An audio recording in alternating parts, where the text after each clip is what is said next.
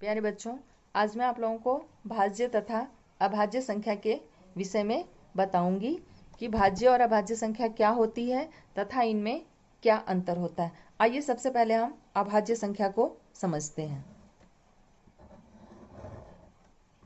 अभाज्य संख्या जो होती है, एक से विभाजित होती है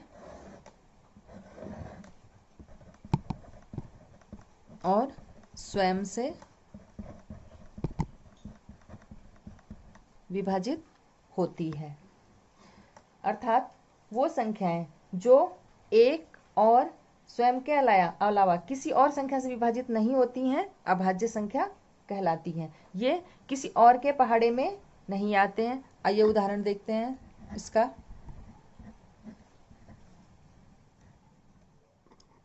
संख्या 2 ये एक के पहाड़े में आती है और 2 के पहाड़े में। 3 भी एक के पहाड़े में और 3 के पहाड़े में। 5 भी एक के पहाड़े में और 5 के पहाड़े में आती है। 7 भी एक के पहाड़े में आती है और 7 के पहाड़े में आती है।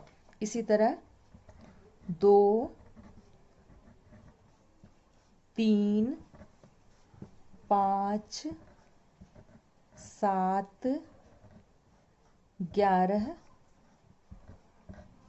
13 इत्यादि ये सब अभाज्य संख्या हैं। और मैं आप लोगों को एक बात बताती हूँ कि जो एक होता है ये न तो अभाज्य होता है और न ही भाज्य। संख्या एक ऐसी संख्या है जो न अभाज्य है और न ही भाज्य। आपसे एग्जाम में यह भी पूछा जाता है कि वह ऐसी कौन सी संख्या है जो कि अभाज्य भी है और सम भी है। यदि हम संख्या की इस श्रृंखला में देखें तो हमें संख्या 2 ऐसी संख्या दिखती है जो कि अभाज्य भी है और सम भी है। बाकी इनमें से कोई भी ऐसी संख्या नहीं है जो कि सम है। अब हम भाज्य संख्या को समझते हैं कि भाज्य संख्या क्या होती है।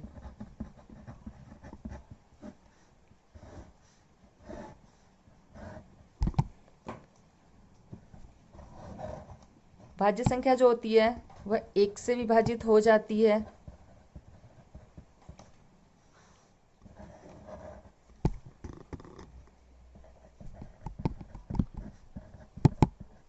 स्वयं से भी विभाजित हो जाती है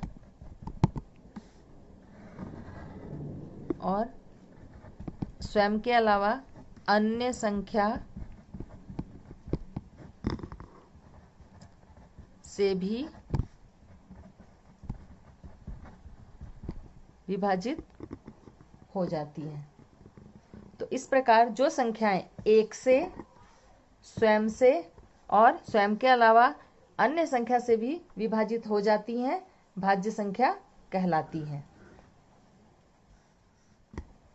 उदाहरण देखते हैं अब हम। इससे पहले मैं आपको पहले भी बता चुकी हूं कि एक जो है वह न तो भाज्य है और न ही अभाज्य है। तो एक का पता चली गया हमें। अब हम देखते हैं संख्या 2 अभाज्य है, संख्या 3 भी अभाज्य है।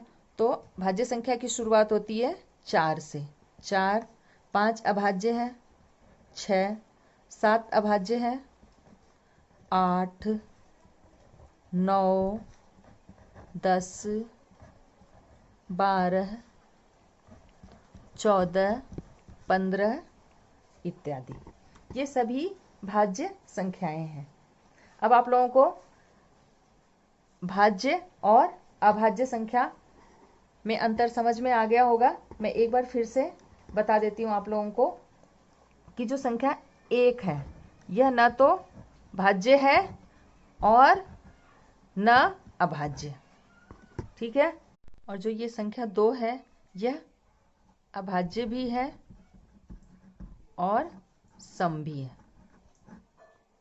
आशा करती हूँ कि आप लोगों को भाज्य और अभाज्य संख्या समझ में आ गई होगी। तो आप लोग घर पर 1 से 100 तक गिनती लिखेंगे और उनमें से भाज्य तथा अभाज्य संख्याओं को छांटकर अपनी कॉपी में लिखेंगे।